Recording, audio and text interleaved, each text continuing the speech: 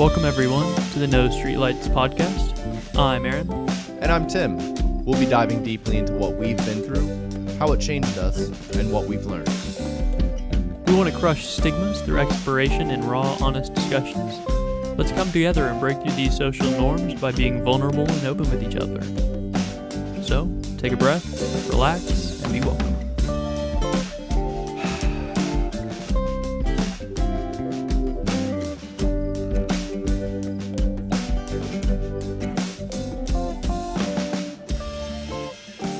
A huge thank you to Highland Markle for the original music, as well as all the pre- and post-production assistance. We couldn't have done it without you, brother. Thank you. You can find him on the gram at HYLANDMARKLE for all of your mixing and mastering needs. So, I've been led to believe we're going to have another guest today, Tim. Does that sound right to you? Was that in an email, or did you hit up my pager? I may have... I either sent you an email or I got a hold of your content manager. Ah, yes, my content manager, my cat, Ava. She's terrible at giving me messages. Hey, baby. Okay, thank you. Do you want to throw the ice cream in the freezer? Yeah. Thank you, baby. I want ice cream. What the fuck? Ice cream. Oh, nice. Yeah, we had a vacation, and you guys know how stressful vacation is for us. So you bought ice cream. Dude, do you like so to put bananas in your ice cream too? No? No bananas in the ice cream? Dude, I fucking love bananas.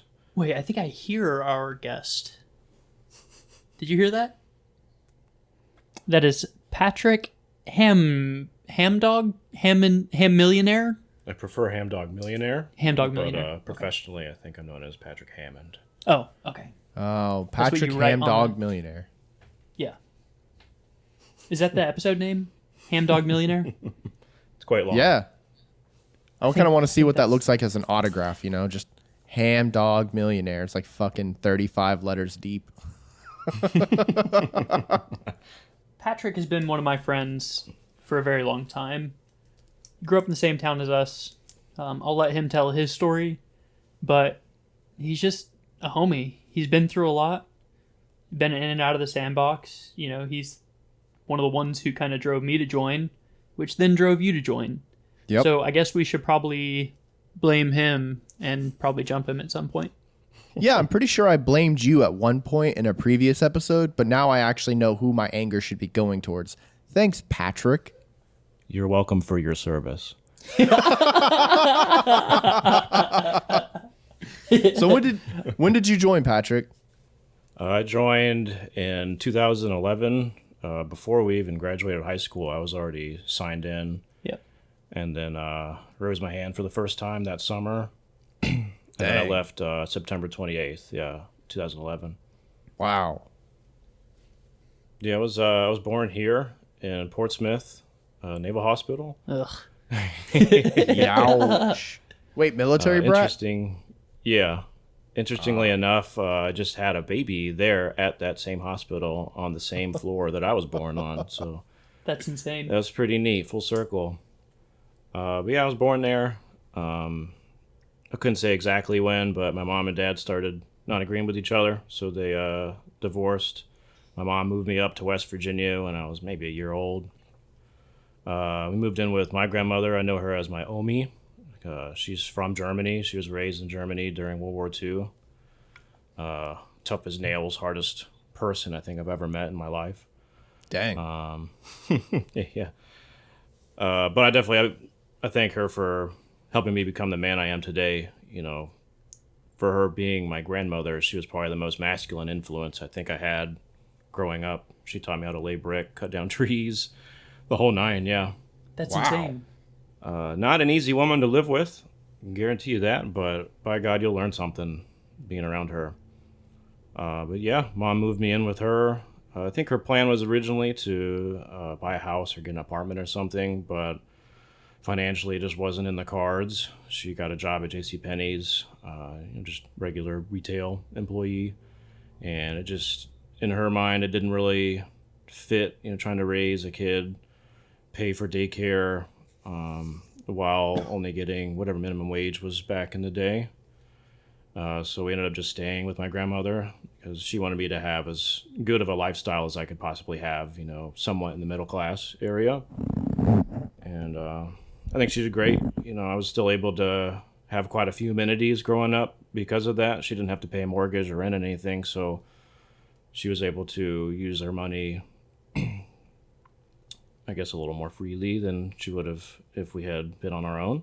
So Yeah. I had Game Boy growing up, N64. I had good clothes on my back, good shoes on my feet. She always reiterates, a kid needs a good jacket and a good pair of shoes. So by God, I always had that growing up. Went to Neal Elementary, and then followed up with Jackson Junior High School. I think it's a middle school now. And then Parkersburg High School. That's where I met you guys. Went to a couple college classes with Aaron. That's when him and I really got to know each other and become real good, close friends. Yep. And our whole class, really, the teammates, what we call ourselves. Yep.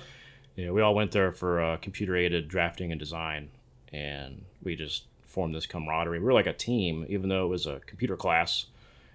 People could mistake us for a baseball team or something. A bunch of rowdy kids. Yeah, it was awesome. But yeah, we all got real close. Aaron and I started hanging out outside of school, especially with a good friend of ours, John. The three of us were like a little trio running around. Very dangerous trio. Very much. You could catch us at Walmart at any hours at night. Yep. A lot of curbs are rashed up because of us. You're welcome. Yeah. Remember we all bought the same shirt one day. Yep. And then went back to Walmart in those shirts. They were black V-necks. Yep. They were tight black V-necks. And when we went back in the middle of the night, we bought a tent, a pillow pet, and a box of condoms. And as the middle-aged, kind of older lady was checking us out, I looked her dead in the eye and went, "Oh, we're not gay. This is for normal stuff." As it's 3:30 in the morning. Yeah, just the middle of the night, back when Walmart was open 24 hours. Just hooligans. Just the glory days. Giving people heart attacks. It was crazy just to think back now, how wild we were without any alcohol, no drugs, really at all. Yeah. I think we tiptoed in some of it, but none of us really got into it at that point in time, and we were still able to almost get in so much trouble and run around and do all this crazy stuff. Yeah. Yeah. You guys were high on life. Yep. Yeah. Yeah. That's one of my life. friends, Bose, doesn't drink, doesn't smoke, doesn't do anything, never has. And he is the life of every party and every group he's ever been a part of. And everyone's like, how do you have so much fun without alcohol or, blah, blah, blah, blah, blah. And he'll just show a video of him out partying with his friends and they're all wasted, but he's sober as a bird, just having a blast, just dancing. Yeah, it starts day one. I think once you start to use alcohol to have fun, now you feel like you kind of have to, because it is a lot of fun. I've had a blast being blasted out of my mind, but I feel like if I had never dove into that stuff, I could still, nowadays I can have a good time without it, but, it took a while to get to this point. Yeah. Oh, yeah. Oh, yeah. I drink a beer maybe 3 to 5 times a year. And one of them was with you here recently. Yeah. And I have so much fun at all the parties I've ever been to. And everyone's like, dude, that guy was a fucking blast. And then they're like, wait, you weren't drunk? Nah, man, that's just who I am. I'm just here to party, man. Yeah, I'm just here to have fun. Yeah, I think we've talked a little bit about that in the past, too, because, my alcohol consumption has gone down dramatically as well. And I'm finding that I can have just as much fun when I'm hanging out with my friends without alcohol as if I was having alcohol. Honestly, a lot of the times, when you're drunk and you're hanging out with your friends, you start kind of losing bits of that memory. But I like the fact when I'm fully cognizant of what's going on around me and I remember what me and my friends did together. I don't know. It builds better memories, not so many hazy ones. Absolutely. I can go to a concert now and be able to tell you about it. And it didn't cost you hundreds of dollars in alcohol. Yo. Jesus. God. I know at my peak, if I had gone out stone cold sober, it would have taken at least $300 probably just for me.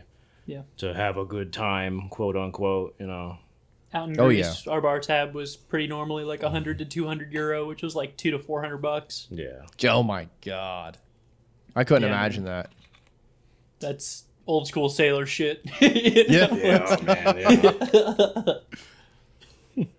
The good old, man. the It good makes you a old salty times, dog, quote unquote. You don't Yeah. need to be salty, man. You could No, yeah.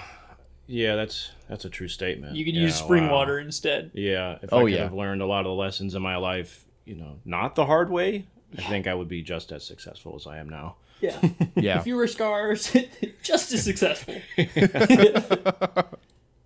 So, Patrick, one thing I want to share with the audience about you is that you're a master like welder and fabricator. I mean, maybe that's not your title, but you've been working steel professionally for over a decade. You Yeah. can MIG, TIG, stick. You can weld aluminum cans together, make a rose, for like any high school shop class. Which is mad impressive to me because I can't weld yet. But a lot of people respect skilled craftsmanship because of the attention to detail it takes. And if you're welding a system and it fails, that could be way more catastrophic than someone, misfiling a report. Oh my God, yeah. So Yeah. I think that you may have extracted more life lessons through your work than some other people. So I did want to touch a little bit about your professional career at some juncture. We don't have to do it now or anything. Yeah, just absolutely. Just wanted to highlight that. I do have a question actually. Are you able to weld iron? Is that a thing? Yeah. Yeah, iron is just a base component of steel. Oh, gotcha. Yeah. So, has anybody ever called you Iron Man before? No. Thank God. No, I know a guy I worked Patrick with. He was known Iron as Man Hammer. He was known as the Did. Iceman because he was working on the HVAC systems on the boat, and he made everybody nice and cool, so they called him the Iceman.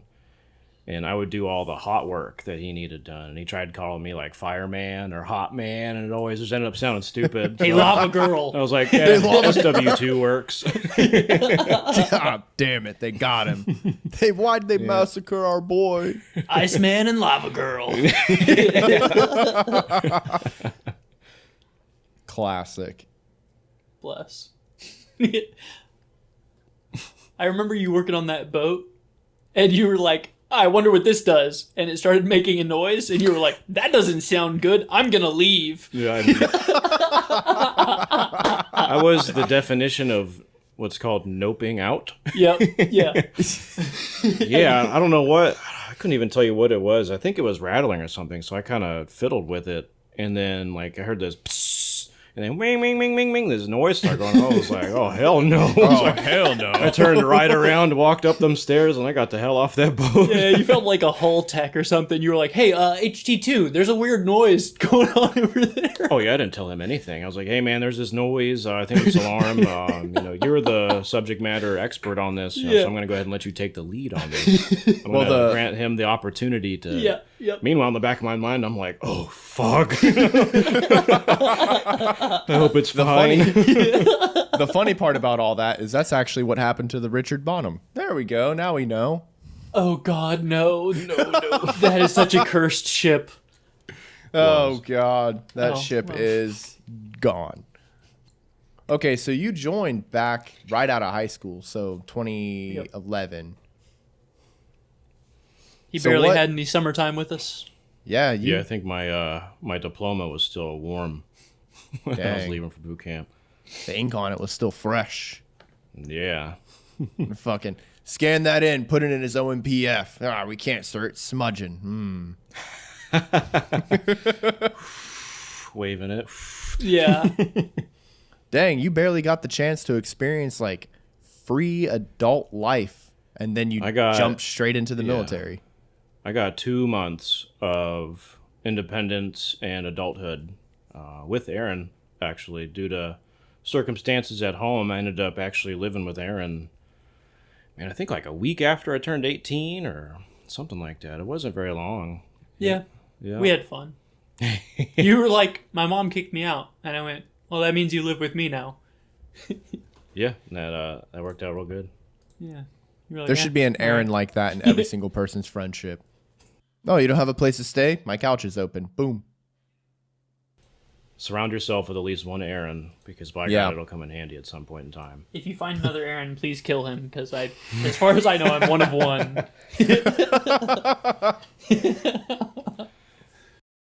We can go into why I moved in with you. Sure. So I've learned more about that in recent years. Yeah. Yeah, so I turned 18, and the rules at home. So like I grew up, things were pretty strict. Like I wouldn't say like I had a hard life growing up, but it was very standardized. Every moment of the day really was kind of scheduled out.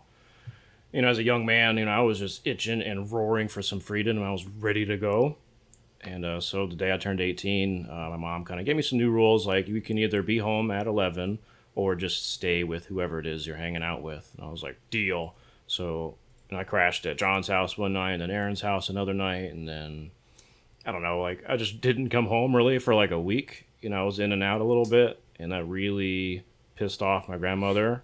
So I think she felt as if I was like using her or using their house as a hotel. And I was just trying to express a little bit of a freedom because I knew that I had a clock on my head. I was leaving for boot camp on September, I think 26th or 27th was my bus was going to be pulling out. So I was just trying to soak up as much of this as possible. And my grandmother said, if you don't come home tonight, your stuff's going to be out in the yard tomorrow. And I was like, okay, I'll keep that in mind. Came home the next day, and all my stuff was in the front yard, / garage. And so yeah, I hit up Aaron. I was like, hey man, I think I don't have a place to live. And he's like, yes, you do. I'll be there in a minute. And he showed up in his mom's, like a Ram pickup truck. Yeah, she had a lovely 1500 at that time. Yeah. And so we start loading stuff up, and off I go. I didn't know until a couple years ago, my mom came home that night, not knowing what happened. My grandmother had told her that I up and left. I packed up my shit and I got out, And so my mom was upset with me, obviously, and wasn't a fan of me at that point in time. And I also wasn't a fan of my mom because I thought that she was, kicking me out. I thought the two of them, were in agreement with it. Yeah, she just rolled over or... Yeah, so we ended up talking about it a couple years ago, and she's like, no, I had no idea that happened, that your grandmother said that, or, this or that. And I was like, oh, well, damn. Her and I didn't really talk to each other for like a year because of that, throughout my whole time in Afghan and whatnot. Damn. We're kind of upset with each other due to, not knowing the whole truth, not fully communicating. And, that really sucked to hear. It's a year of, our time together kind of gone. Yeah. But we've that's mended it awful. all now. Thankfully, my mom and I think now we're beyond the mother-son role, and now we're like best friends. Yeah. She still mentors me. She is a genius. Anytime I can come with any problem I have, and she's like, oh, well, I have no idea what you're talking about, but here's some things, I think would help you, and super helpful. I go to her for everything. Yeah. Dude, that's incredible. But, yeah. So moved in with Aaron, stayed with him. Yeah, I think pretty much that whole summer. We went out and... Yeah. Till I left. Yeah, we almost got in trouble probably every night. Yeah. With either being with, I don't know, his mom or with the cops or whoever. We were very fast. We were very fast. Yeah. We had our first drink together that summer. Yep. Which ended up being full glasses of Jack Daniels. Yeah. I'll never forget that. That was insane. I still have a video of you Oh, God. on that stage. Oh, No. God. God, no. How terrifying. Remind me not to run for office. Yeah, because you'd win, and then you'd be up there like, oh, crap. Nowadays, that might get you elected. I mean, who knows? Yeah. Yeah, that was a good summer. And then, yeah, I think the 26th or 27th rolls around. I get on that bus at the mall. My mom met me. She said that she, regardless of what's going on between us, I will still see you off to the military. And she did, and I shipped off on the 28th. I think I arrived in Chicago and started boot camp. Started getting yelled at. Yeah, immediately. Yeah. So they Yes, just yell petty at officer, you. And no petty officer. I remember, in the airport there, you got your big manila folder, and they know you. They know that you're there for boot camp. And I saw this like sea of kids all sitting crisscross applesauce, being yelled at, and I was like, "Nope." So I turned around and I went to the food court and like hung out there for like 2 hours. And, like, had Taco Bell with like. There was some other girl that did the same thing, so we're just sitting there like hanging out, eating Taco Bell. Yeah, and, like that looks like shit. It starts getting dark, and we're like, we should probably go over there. Yeah. Nope. Oh, dude. Ended up being a good decision because like I would have just sat there for 3 extra hours for no reason. The bus wasn't coming until midnight, so like, what are you gonna do besides just sit there And get yelled at? and just get yelled at, because you exist. Yeah. Yeah. It's all smiles. They come pick you up, and then they start yelling, and then eventually you retire. Yeah. Eventually, yeah. Man, you just unlocked a core memory. I completely forgot about that sitting crisscrossed applesauce bullshit they had us do.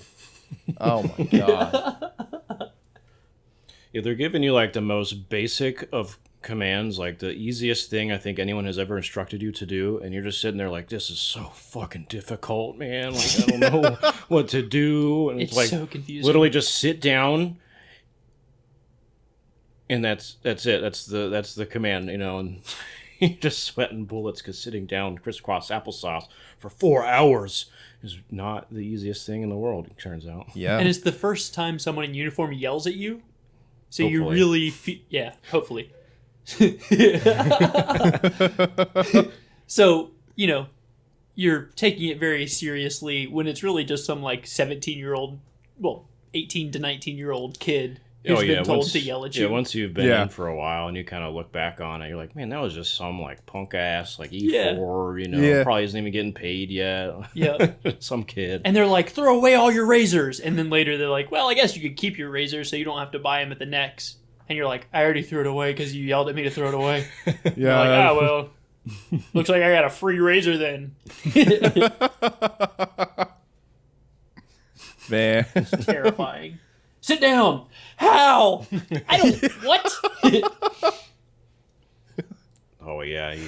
You don't know so much stuff. Like, I told you to stand there. Why aren't you just standing here? Like, I don't know. Like, what do you mean you don't know? And in your mind, you're truly thinking, like, why am I not just standing How here? am I standing here wrong? How the fuck do you did I stand get wrong? to this point? Yeah.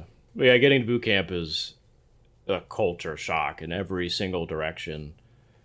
Even the people that you encounter there, us being from, I wouldn't say small town, but pretty small area, West Virginia. There's not a whole lot of different cultures there besides, blue collar working white family. And some hippies. A couple hippies, Yeah. But that's really it. So now I'm surrounded by people, from all over the world. I had a couple guys from Russia there, a lot of people from Latin America, all over, people from Asia, Europe, and then all over the U.S., San Diego specifically, Texas. So you have all these different kinds of people, and you have no idea how to speak to any of them. How to interact with them.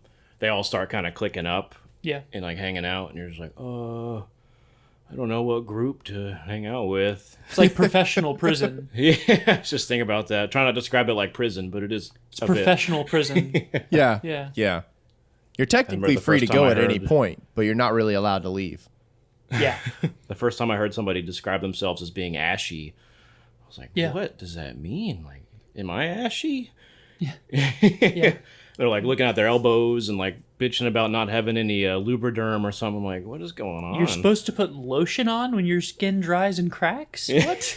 I thought you just sucked it up. Same.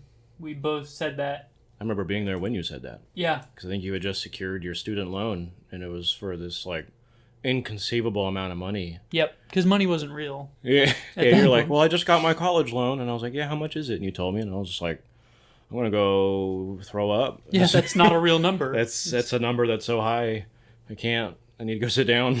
Yeah. Because I already was secured with the Navy, and I was like, I'm just gonna go be told to do stuff elsewhere now. Yep. And get paid. Yeah. I'm gonna try and learn for $40K a year, and hopefully make some ROI. No, I ended up finally paying off my student loans in Poland. What was that, like 8 years after not finishing college? Yep, something like that. Yeah, so. Boof. And I mean, the military is just another job. No matter where you're working, someone's going to be telling you what to do. So. Yeah, it is very normal, to have a superior, to have a boss, to have a tasking list, an order, a chain of command. It's just not with all these fancy words. Yeah, and in the military, they're not nice about it. They're just a little more direct. Yeah. So. Yeah. What did you expect? Yeah, so after boot camp, I flew to Gulfport, Mississippi, which is the one of the home ports for the Seabees. It's essentially like the Seabee Norfolk, I guess. It's our East Coast base. Went to A school there. Got rated Steelworker. And then halfway through that schooling is when I got my orders to NMCB 11. And they were deploying to Afghanistan. So that's when I found out. And so after A school, I graduated in February of 2012. I went to combat school, also in Gulfport. That was 4 weeks. And then I think a week after that, shipped out to Afghanistan. We flew to, I believe, Germany, and then from Germany to Kuwait, and then hung out in Kuwait for a bit, and then over to Afghanistan, Camp Leatherneck. I remember you then. You were like 6'2", 135 pounds. Oh, yeah, you could blow me away with a fan. Yeah. Yeah, oh, yeah. Tall, skinny lad. Yeah. I didn't know what the Seabees were until I started A school. Yeah, I went to MEPS, and after about 4 or 5 hours of sitting there and telling them, no, I will not go undesignated, because that's what my mom told me to say. Thank God. Thank God. And eventually they were like, all right, man, we got you a rate. You're going to be a steelworker. I'm like, cool. What's that? And they're like, we don't know. Here's a brochure. Yeah. Okay. So I kind of looked over and it just kind of gave a spiel of iron working metal stuff. Okay. Yep. I mean, I like working with my hands. So cool. Went to my recruiter and he said, I don't know what that is. Must be a CB rate. And I was like, okay. I went to my mom, and she goes, oh, yeah, I work with the Seabees. They're cool. I was like, yeah, okay, cool. So, what are they like? And she's like, I don't know. I didn't, work with them. I just know them. Yeah. Okay. I was CB adjacent. Yeah. Went to, Yeah. Went to, boot camp, and one of my RDCs, one of the Navy drill instructors, he was a CB. But the only story he would tell about was being shot at by a sniper in Iraq. And I was like, okay, that sounds shitty. Yeah. What else can you tell me about what you do? And he's, telling me to shut up and get back in line because I was in boot camp. Yep. Yeah. Went to, battle stations, did the whole thing. At the end, you get to ask some questions from people that have been in the Navy for a while. And they ask, what are your rates? And I was like, oh, SW. And they're like, what's that? And I was like, what? Yeah. I don't know. I've talked to so many sailors who are like, I heard a grown adult say, hey, CB1. Yep. And they are the Seabees, because the Seabees are the construction corps of the Navy. Mm-hmm. And within the Seabees, they have their own rates like steelworker, builder, combat technician. The word CB came from the acronym CB, Construction Battalion.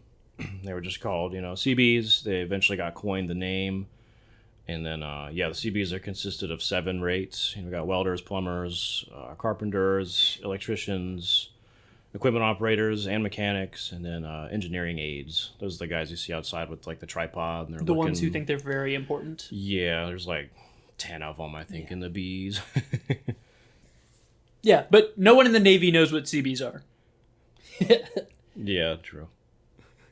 Yeah, every job in the Navy has its cool side and its lame side. For the Seabees, that's public works. We take care of the base, and the base needs, the parking spots to be identifiable. So somebody's got to go out there and paint them. Well, we got these Seabees over here, or this wall needs to be taken down, or this, bathroom exploded. Somebody's got to take care of the base. Yeah, and that usually ends up being the bees. Yeah, the reason why I asked who your RDC was because the Seabees is a very small community, and typically we pretty much know everybody. Like whenever I mention my RDC, a lot of people I work with are like, "Oh yeah, he's a senior chief over at this area now. He's about to retire." I'm like, "Holy crap! Wow." Yep. Oh, okay. Yeah. It's another problem with the smaller community is smaller advancement. It's just hard to manage things at that scale. Well, there's hundreds or thousands of you? Thousands. Thousands? Multiple thousands. Yeah, so for my rate, SW, I think there's like 200 of us in like totality. So you guys all know each other? Yeah, like when I was taking the exam for first, I saw 50 test takers. I was like, Jesus, I probably know all these guys. Yeah. You could fit all these people in one room right now. Yep. Wow. That's a tough one. Yeah, I know. It's rewarding though. A guy that I know at my command, he's been in 4 years less than I have, and he just picked up chief last year because he was a recruiter, and I guess he did very well. Yeah, so I've been in for 12. Yeah, as you progress through your career, you got to start making decisions like that, to further the career that you're already, I'm assuming, gonna pursue to 20 at least, so especially with the family. Yeah, once you get to E7, E8, like that's a good retirement right there. Yeah. Yep. So, do you want to tell us about your first command? Yeah, so I met my battalion after combat school. I met them in Afghanistan. They had already been there for, I think, a month and a half. I was known as a late deployer. There was, I think, 6 of us. The 4 guys that I went to A school with, they all got the same orders as me. And then 2 other girls, they had previously been to Afghan, and they were getting redeployed due to getting pregnant. Gotcha. Landed in Camp Leatherneck, I want to say like early April, and started work right away. They had projects going on. I think the first project I started was a couple of guard mounts. We built them in the base, and then they would take them to whatever new fob that they were building, and that would be like the little guard shack. Honestly, it was kind of like work like usual. This was my first time actually like doing the job that I was trained to do. And so instead of doing welding and whatnot, we just did carpentry mostly. Building guard mounts, defense towers, stuff like that. A few little buildings there on base. Really felt pretty normal. It didn't feel like we were in a time of war. It was just a really hot place. There's no grass and work sucks. Well, April showers bring May flowers, so I'm sure it was nice and rainy when you got there in April, right? No. No. No. Did you see rain there at all? No. They did see snow shortly before I got there, because it does get cold Yeah. in the winter. Yeah. And I don't know how long it lasted, but I think for like a week or two, they just randomly had snow. And of course, everyone's deploying to Afghanistan with their, summertime clothes, essentially. And so everyone's just freezing. As many rain jackets as they can fit on. I Oh my loved God. hearing your stories when you immediately got back, because all your stories were like Xbox counseling, some senior chief just like picking up some third class and like smashing him against a pallet while you're like walking by. We can go into that. Yeah. Someone would like freak out and snap off some molding and like throw it across the room, and then just you'd be like, oh, okay, well, he'll be back in. Yeah, but it was for you because you were just doing the college thing, hanging out. Yeah, I was living a pretty normal life at that point in time. Yep, I failed out of college and then was working as a vet tech making. So I come back they shut the doors and just kind of let them beat each other up until they said sorry to each other, and you're like, what? That's a real thing? You can do that. This is what life I is tried like that at my in the first military? command, and it did not work. No, you gotta. I got in a lot of trouble. You gotta know where you're at and who you're around. Yep. I just thought that meant you could fight people.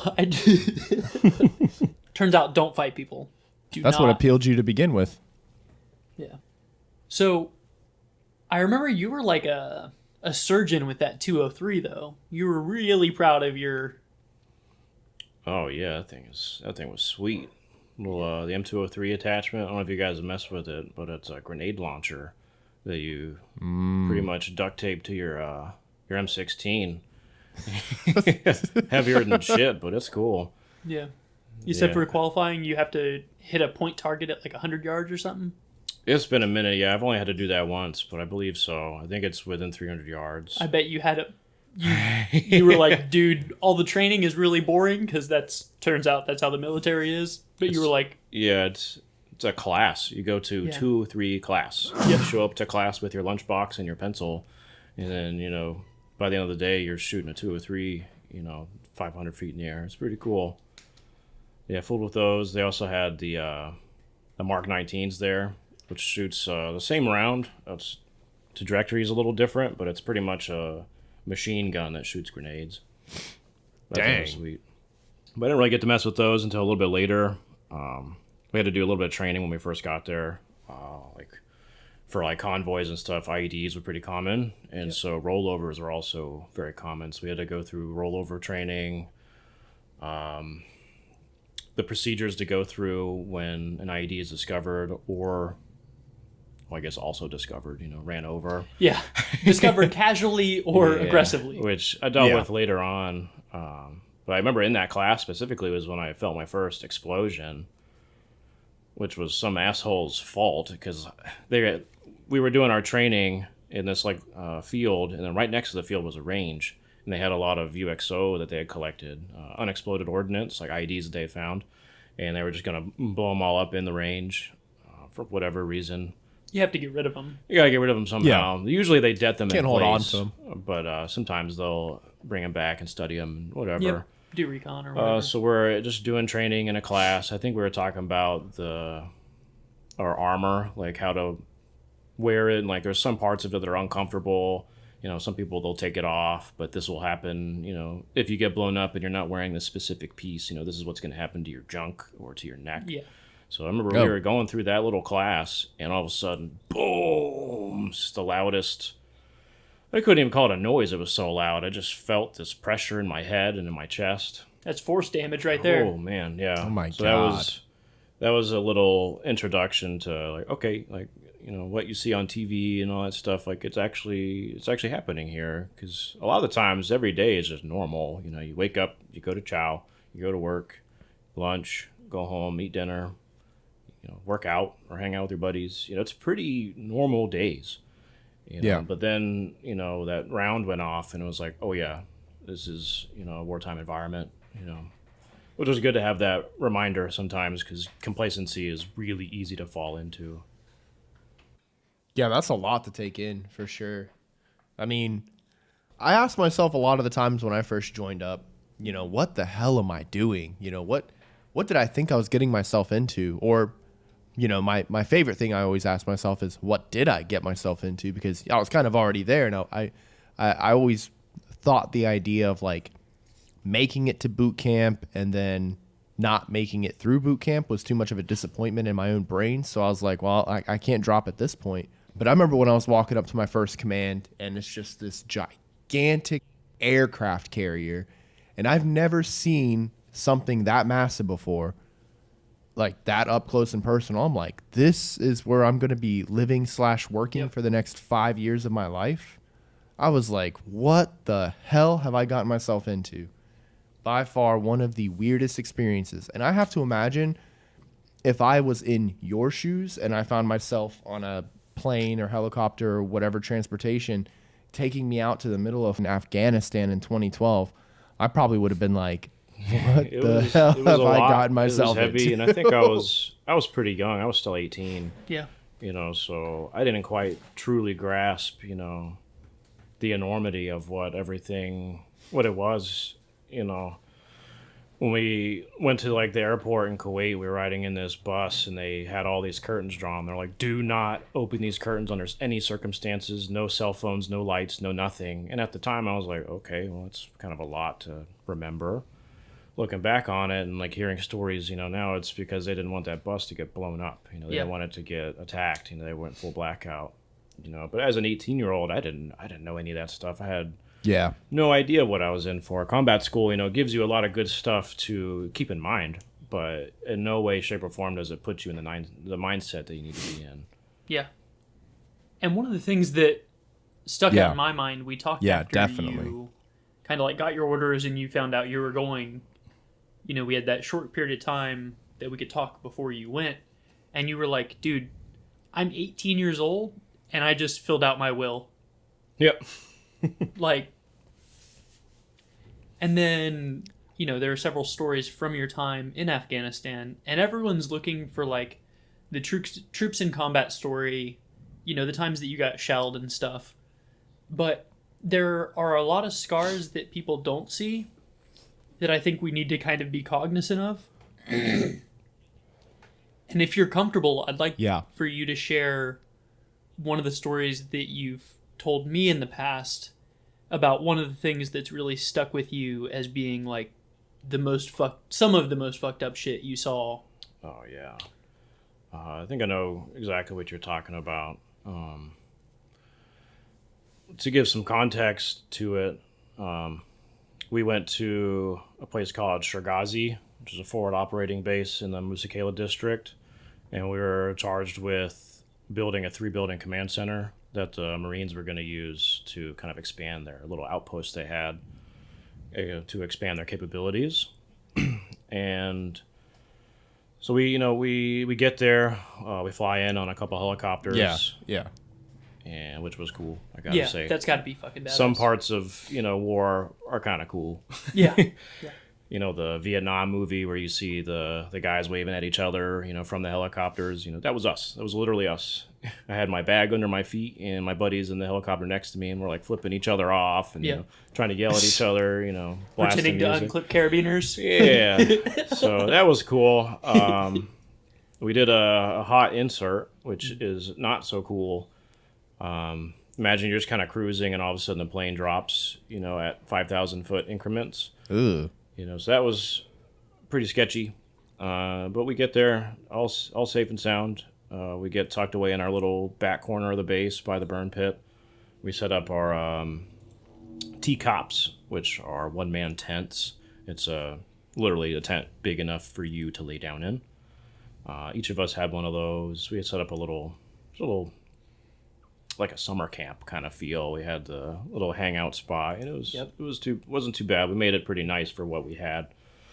And we got to work, I think that day, on these buildings. I would not be surprised with the military. Yeah.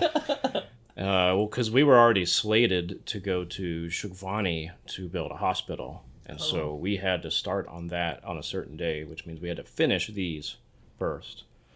And so we get started. A couple of us branch off and we build what are called tent decks, and that's so the Marines can put their large tents, their living quarters, on something actually solid without having their beds on the ground, like on the dirt and stuff. Helping them out, we made I think like 25 of those, and then my little crew, we got up onto the actual buildings. And so next to our project site, there's a couple little like mud huts, is what we called them, what the local A&A guys lived in, the Afghan army. Mm-hmm. And I think there was like 5 of them. They had a little truck and they would push out and like quote unquote, help the U.S. armed forces do whatever they were doing in the area. And there was a young man with them. He was maybe 14, I want to say, a young kid, but he was really excited when we got there because we're busting out the saws, we got nail guns, air compressors. This kid's probably never seen any of that stuff before, and of course, kids think power tools are cool because they are. Of course, because they are. They make noise, and he wanted to help. He knew a little bit of English, enough for us to understand that he wanted to help out, and so we're like, yeah, man, like, if you could just move this over there, or like, hey, we got this scrap, if you could get rid of it, or take it, keep it, whatever. Yeah, not bad. He was nice to the girls. We had 2 girls with us. Taking females with you on trips like this is always a little sketchy. Yeah. Yeah. But luckily, he wasn't weird with them at all. He was very kind. He was very gentle. good. And I say that because a lot of times, whenever the Afghan army would be around, we would have to make sure that those girls weren't alone. Yeah. You know, no one was ever alone ever, anyways. But you know, you want to keep an extra eye out for stuff like that. So we always kind of thought, you know, fondly of this kid. And yeah, one day he showed up, but he wasn't quite the same. I don't know. You could tell that he was troubled, and I didn't really pay too much attention to him at the time. He was the local kid that helped in my eyes. You know, I'm still just a young kid myself. Yeah. So A couple years older than him. Yeah. yeah, like 4 years older maybe. And then that's when I kind of noticed that he had makeup on, like a lot of it, like he was being dolled up. And as time goes on, I kind of learn a little more about the culture and about how they go about things with their people sexually. And that's when I kind of started thinking to myself, like, I wonder if this kid's, you know, okay. And you can tell he's not, because whenever the A&A guys would kind of come around, he'd put his head down, you know, he'd be very quiet. And I was, you know, I kind of started taking notice, you know. Started getting a little worried for him, but I mean, what am I going to do? I can't interfere with these guys' doings. I don't even know who their military, you know, counterpart would be for us. Yeah. But yeah, it was, I don't know, towards the tail end of the week that he kind of started looking like that. The weekend goes by, we still no days off. We just work through every single day. Right around like Monday or Tuesday, he'd be kind of normal again. He'd be, you know, happy, I think, and he'd be out and about, you know, wanting to help out. I'm like, all right, cool. Must have just gone through a rough patch. But then it happened again and again, week by week by week. This kid was just getting beat down. You could kind of see it in his face. You know, you could start to see physical scars on his body, bruises. The makeup got, I don't know, more intense, I guess, brighter colors and stuff. They were trying to doll him up. And that's when I really started putting the pieces together, and also started talking with some of the other guys and our leadership, and they're kind of talking to us like, this kid's getting sexually abused, and unfortunately there isn't much that we can do directly about it, you know, because I guess in their eyes, what can you do? You know, put these guys down, like, okay, yeah, that would help this kid out, but then we'd be in trouble for, you know, just in the military's eyes, just randomly killing these dudes. Yeah. Can't be doing that. We can't take this kid somewhere. We can't put him somewhere else, you know. So we just kind of, from that point on, we just tried to help him out as much as possible, give him a little bit of what's called Class 1. It's like our Gatorades and snacks and stuff. Yeah. And yeah, just, I don't know, that kid, I guess I've never seen true pain or sorrow, I guess you could say, in someone's face before, like absolute emptiness, until seeing this kid. God. And yeah, like Aaron said, I was only a couple of years older than him. Yeah. And Trying to deal with writing your will, let alone seeing someone go through that trauma. You know, I put myself in his shoes thinking, like, what in the hell, you know. Yeah, I think about him from time to time, you know. I wonder whatever happened with him. Yeah. I can only speculate if he's even still alive. Yeah. But yeah, that stuff was common. It was just commonplace there. For all we know, he could have grown up to be the same as one of those guys. Yeah. You know, because it's just normal. Different culture. Yeah, that's a lot to take in.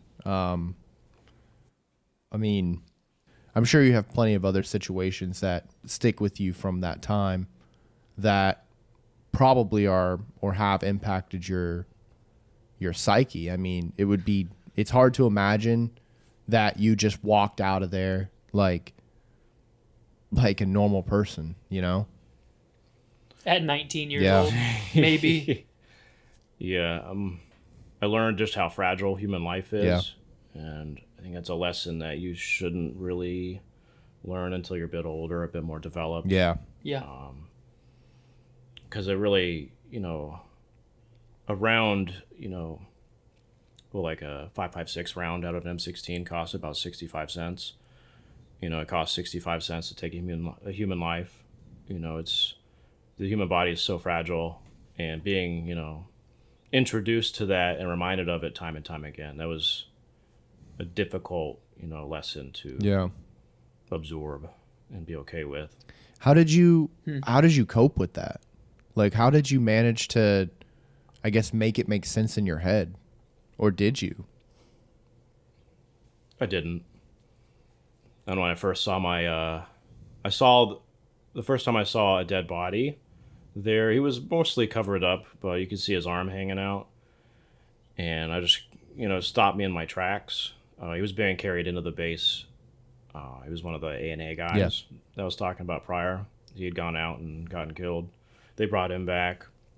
I'm not sure what happened to him or what happened after that, but I was right there when the gates opened. They're walking in with him on a stretcher. They walk right by me, and I just thought to myself, like, holy shit, I think I just saw a dead person.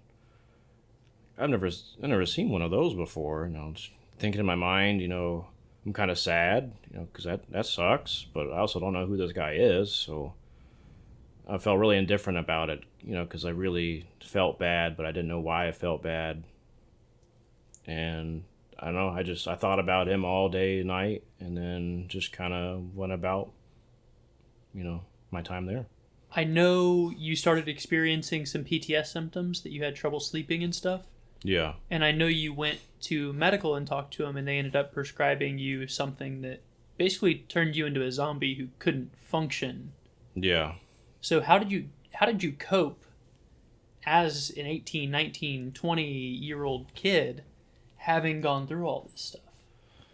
Well, luckily in Afghanistan, we worked so hard, and it was so hot. You're just so beat down every day that your body, wants to sleep. So at the time in Afghanistan, sleeping, it wasn't hard to go to sleep where I could find time. But yeah, definitely once I got back from Afghan, I just couldn't sleep. Like, I felt like I was at the ready all the time. Yeah. And I could never just like truly just relax and let myself drift off to sleep. And that's the problem I've still been dealing with up to this day. I started getting in trouble actually for being late to work. Yeah. Which was on me. I should have figured it out, but I don't think I understood just how much trouble you can get in by being late to work, 50 freaking times. Yeah. Well. But yeah, week after week, I'd be up pretty much all night, every night until like Thursday.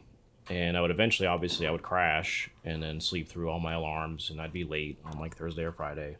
And this would happen week after week after week. And after a while, my leadership was like, hey, we're going to send you to mass. Like, this isn't acceptable. And I'm like, what is going on with you? Like, why don't you just go home and go the fuck to sleep? And that's when I was like, well, I try. And then I think they started to dig a little bit. And then I, told them that I had problems sleeping. I'd tried everything. I just couldn't figure it out. I wasn't of age yet, so I couldn't just like go to the store and like buy a beer or something to like help me relax. And so they were like, why the fuck didn't you just go to medical? And I was like, well, I didn't want to get in trouble or, get downloaded. Yeah, I didn't want to get told that I couldn't go on like a special program or a special project, or if I was going to get taken off of whatever it was I was doing because I had medical problems. And they pretty much told me I was stupid and to go to medical. And so I did, and the doc was like, okay, yeah, here's a prescription for trazodone. It's an antidepressant. And I was like, okay, I'm here for sleep. And he's like, yeah, it'll put you to sleep too. And I was like, okay, cool. Went home that night, took the 2 like he prescribed, and then didn't wake up until I think noon the next day. Just high out of my mind. I felt like a fucking zombie. Oh, wow. I couldn't walk. I couldn't speak. Yeah, I'm assuming the dose was way too high. Maybe. Sounds like it. And Yeah, it was crazy. And like, I tried to call my first class and tell him like, hey man, like I don't feel good, but it was just nonsense. And he was like, dude, just text me. And so I was able to get a text out to him like, hey, I took a new sleeping medicine that I was prescribed last night, and I don't think it's like good, like okay or something for me. Like I can't come into work. And so he's all right, that's cool. Come in when you can, whenever you feel better. So I did, ended up being just fine, but I threw that whole bottle away. Yeah. So yeah, sleeping problems not fixed by medical. Jeez. So, how long do you think it took for you to start getting over what you had experienced in Afghanistan? I think like my direct day-to-day life stuff, probably about 3 or 4 years. But I don't know, there's still things like to this day. It's not like I, sit in my house, I'm freaking out, having PTSD episodes or, getting upset with people, like nothing like that. It's just like lingering things, that I've had to deal with. After I left battalion, I don't know why, but I got down this hole where I just, I felt my self-worth disappearing because in Afghanistan, we did so much good work for the people there. Like I mentioned, we built a hospital that at the time was still saving Marines and, Army guys, anyone who was having problems, went there, they got fixed up. And I had a lot of pride in that, it made me feel like $1 million. Yeah. I eventually leave that environment, and all of a sudden I'm no longer having an impact on the war effort. I'm no longer helping, save lives. I'm no longer important, And so that took me years to figure out, that I don't need something like that for me to feel important, I guess, or feel like I have self-worth. I can find that in other aspects of life and of my career. Yeah. And I mean, to this day, I still deal with sleeping problems. I'll have insomnia episodes, last like 2 or 3 weeks. My sleep just sucks. And then I'll have like a week or two of like, okay, this isn't too bad. I used alcohol for, I don't know, years. That helped me sleep pretty good. But I think my sleep quality was just complete junk because I never ever once had a dream. Because from what I understand, you can't have a dream unless you're in like REM sleep or deep sleep. Yeah. And with alcohol in your system, your sleep is very shitty. Yeah. It's very, very light. And so maybe I was helping myself go to sleep, but I wasn't truly resting. Yeah. Yeah, you weren't getting the recovery and the healing and stuff from Right. deep sleep. Quality just wasn't there.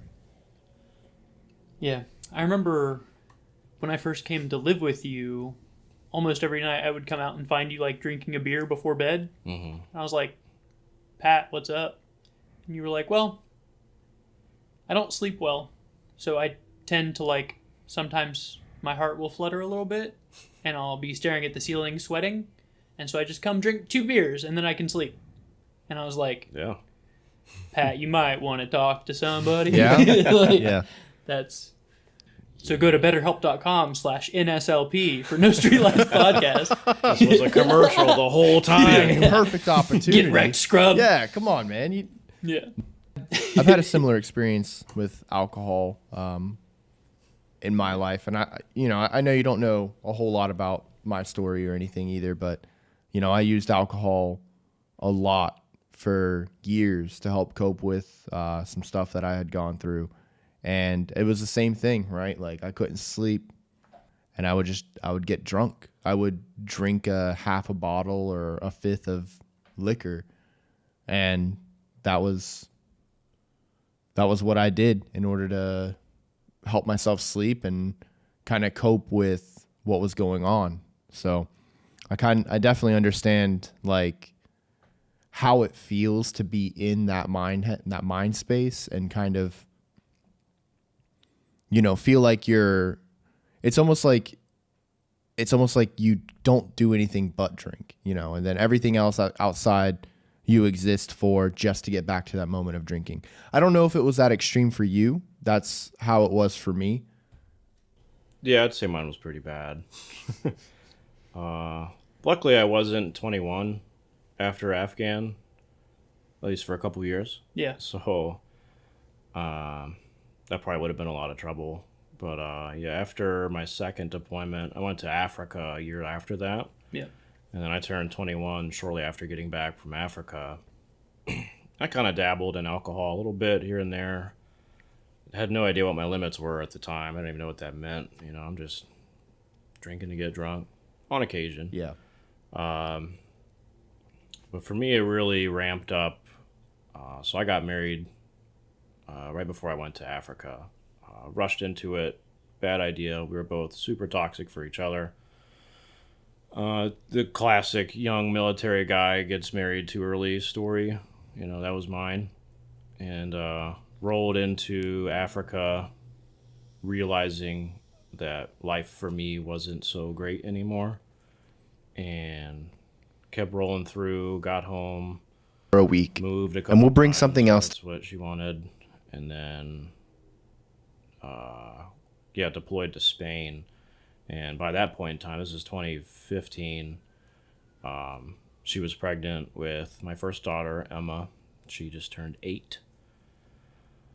But yeah, life at home sucked. Like, it wasn't fun. Every single day just felt like a nightmare.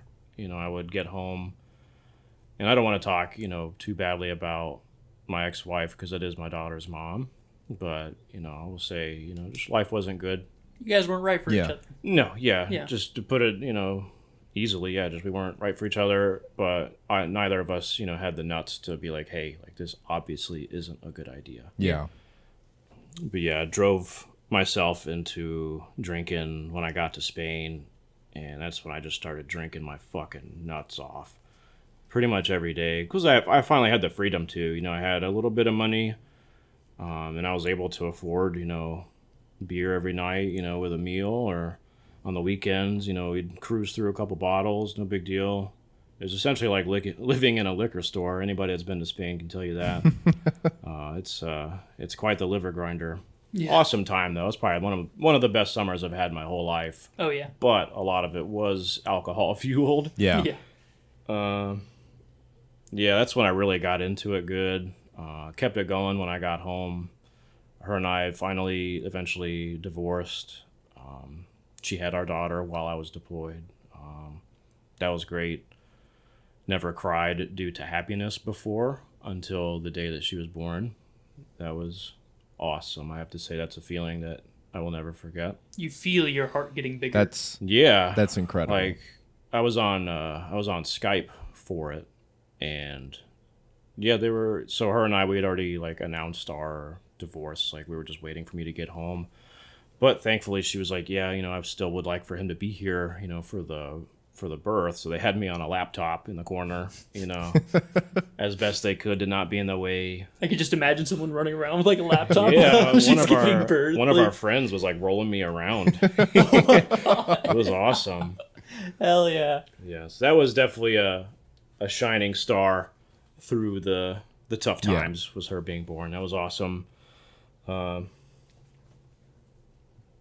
Feeling that true love for someone that I hadn't even met yet. You know, I didn't meet her until I think she was 2 or 3 months old. But yeah, we get back from Spain, and now, you know, regularly drinking, no big deal, having parties on the weekend. You know, I'm with a new girl at this point in time. Things with her and I are great. You know, she's awesome with Emma. But yeah, things start getting better. You know, this girl and I are, you know, way more better for each other than my previous relationship was. It was quite the shock to me to have a relationship that's actually pretty good. It is weird the first time. Yeah. But, you know, things are okay. You know, her and I both drink our freaking faces off. You know, we're early 20s, just having a great time. Then I get orders to the Naval Academy. I roll out to Maryland. Our relationship becomes a distant one, and I'm also now distant with my daughter. She still lives in Mississippi. And this is the first time that I was truly on my own.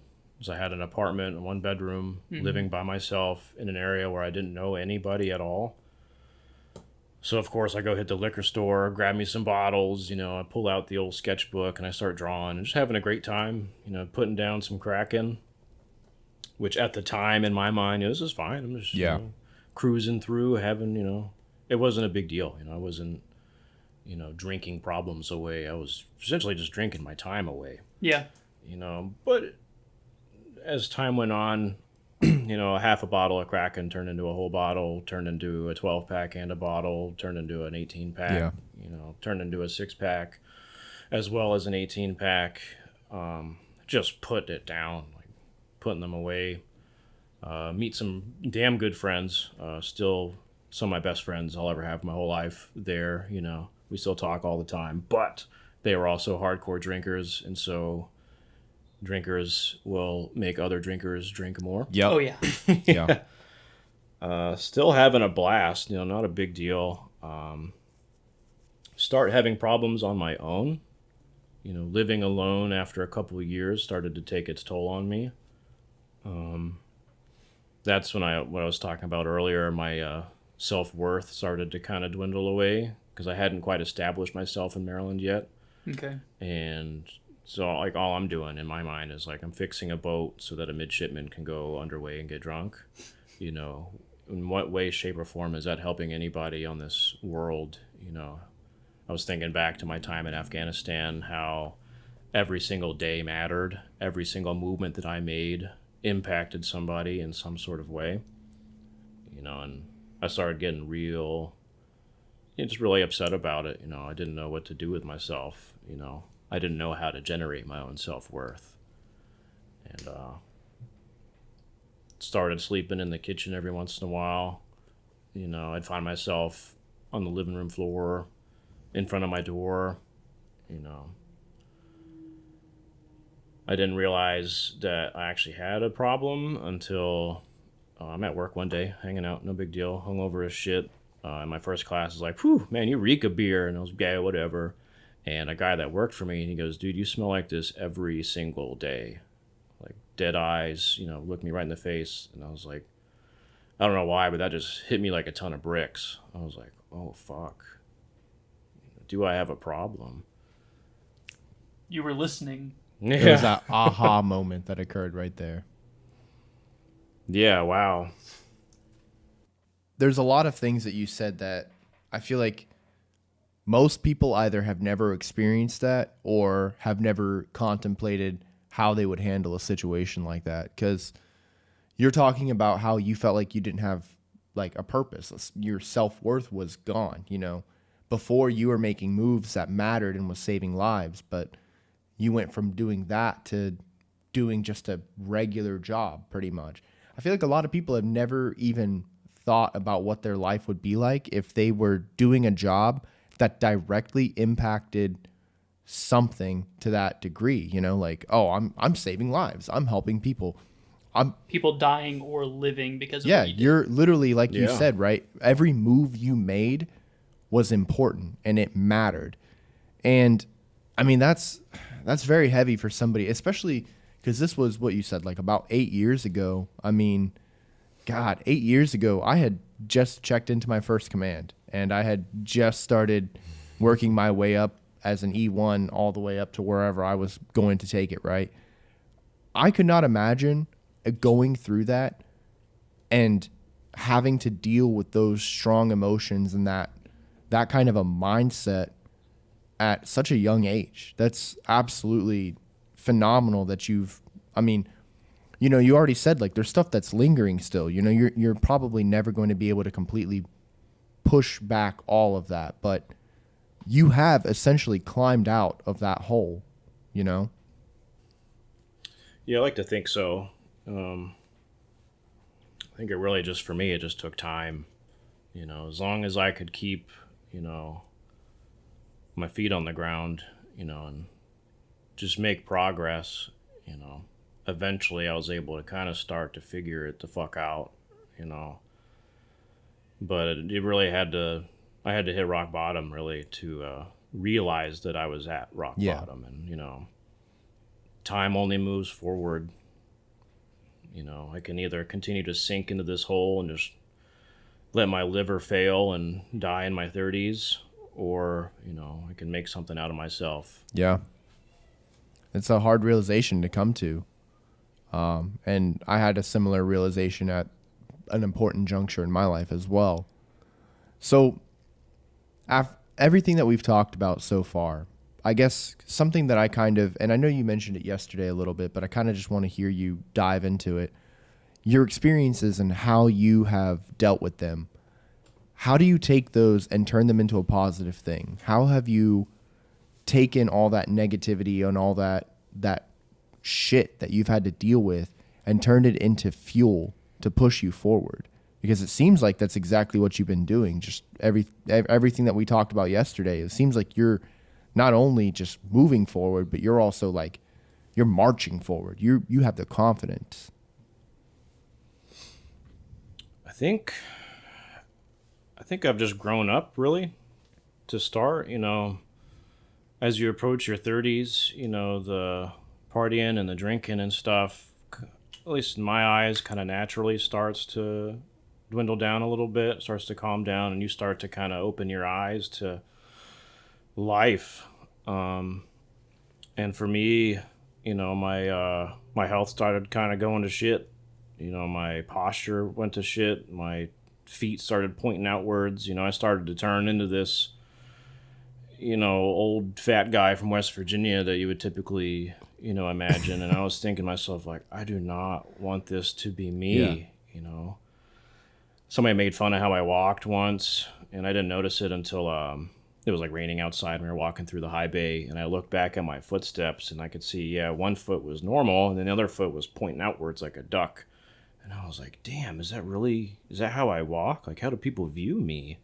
You know, I also had failed a mock physical fitness test around that point in time, and I was like, man, what had happened to me? I used to be, you know, running used to be effortless. Like, what is going on? You know, I smoked for quite a while, and so that started really taking a toll on me. And then on top of that, all the booze. See how my body just started going to shit. You know, it's finally like, it's time to make a change. Yeah. You know? I don't want to be that, you know, fat guy who couldn't make it in the Navy, you know, walking funny, you know, hobbles around, not because he's injured, but because he's too lazy to take care of himself. You know, I refuse to be that. I want to be active, you know, athletic, you know, well into my 40s and 50s. You know, I want my kids' friends to be like, damn, that's your dad? You know, like, yeah, especially now after the birth of my second child, I've gained a new motivation in life. You know, I think I owe it to them to be as good as I can be, give them an example of what, you know, a decent guy is like. Or even as a human being, you're supposed to take care of yourself. Yeah. And if you don't wear out, you rust out. So if you just get up, and I remember we would just go to the gym. Yep. What are we doing? I don't know. Go to the gym. We're going. And it's just because if you're not making progress, you're losing. Yeah. You're lapping everyone on the couch, no matter what you're doing. If you're rollerblading like me, going to the gym, doing duathlons, triathlons, quadathlons, That like might be Pat. a thing. I know there's duathlons that involve skiing.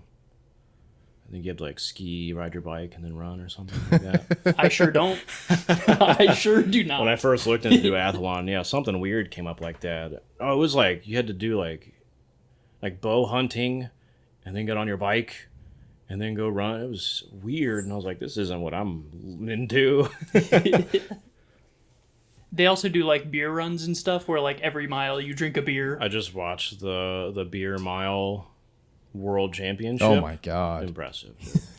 You have to I think you run 4 laps. I think it's just 1 mile, but at the start of every lap, you have to chug down a beer of your choice. Oh God. Yeah, but there's dudes like running like a 5-minute mile. Yep. You know, with I don't know how many ounces of beer that is sloshing Oh around. my God. I'm the world's best beer runner. Those guys are fucking tanks, dude. It's like an actual like event. Like it's televised. It's awesome. Sponsored. Yeah. It's like the cornhole championship. Yep.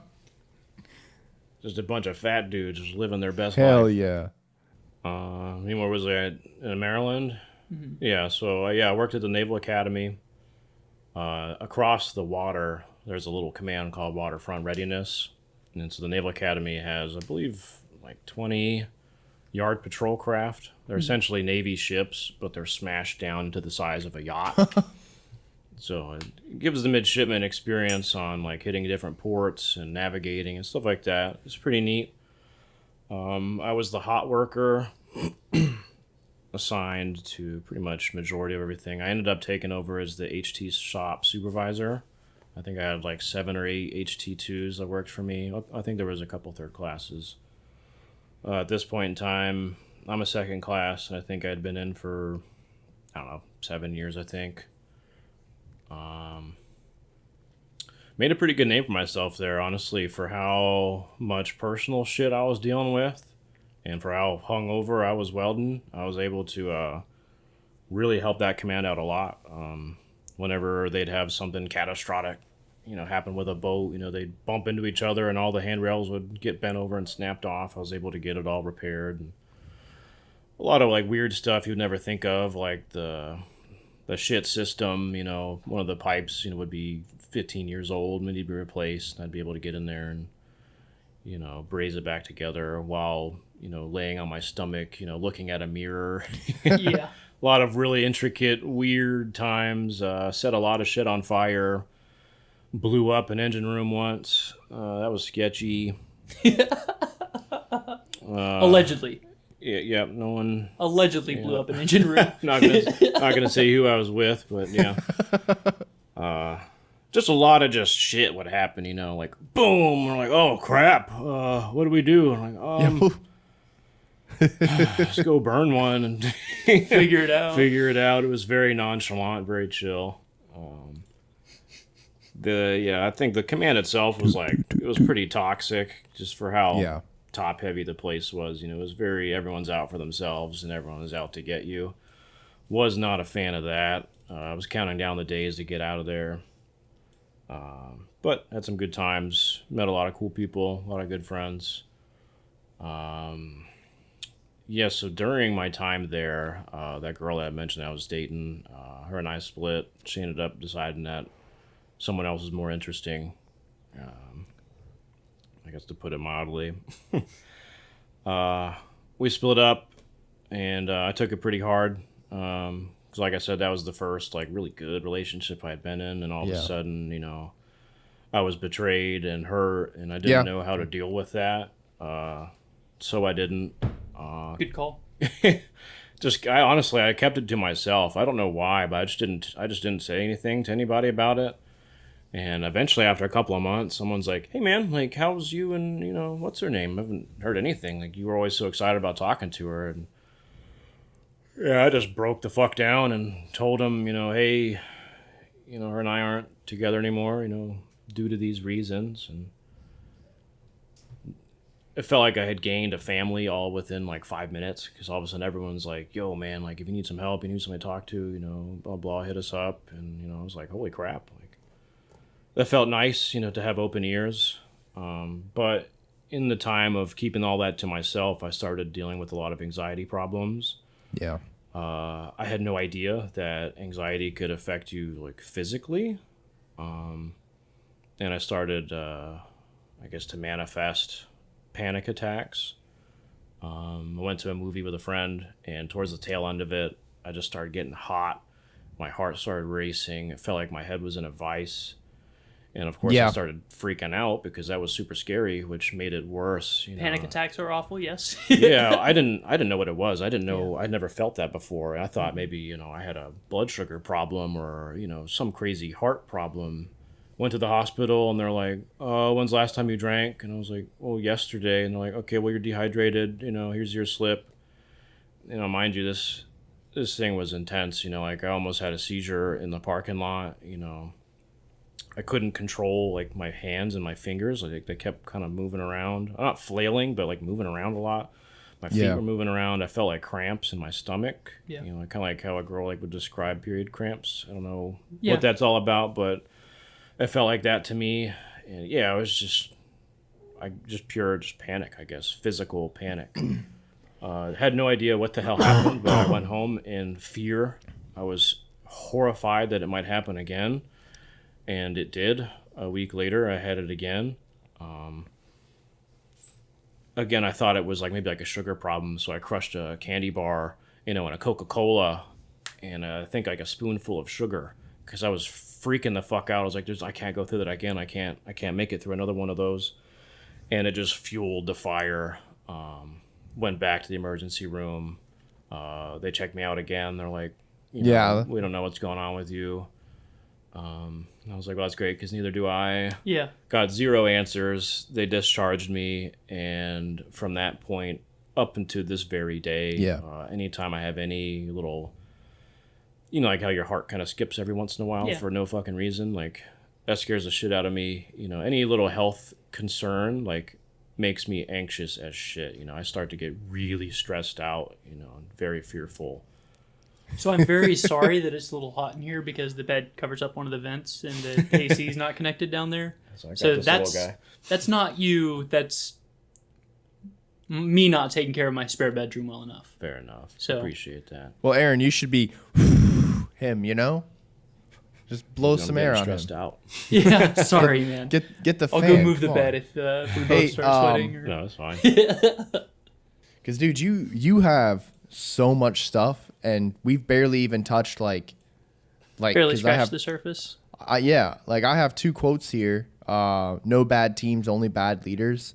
And I want to be in control of how I feel.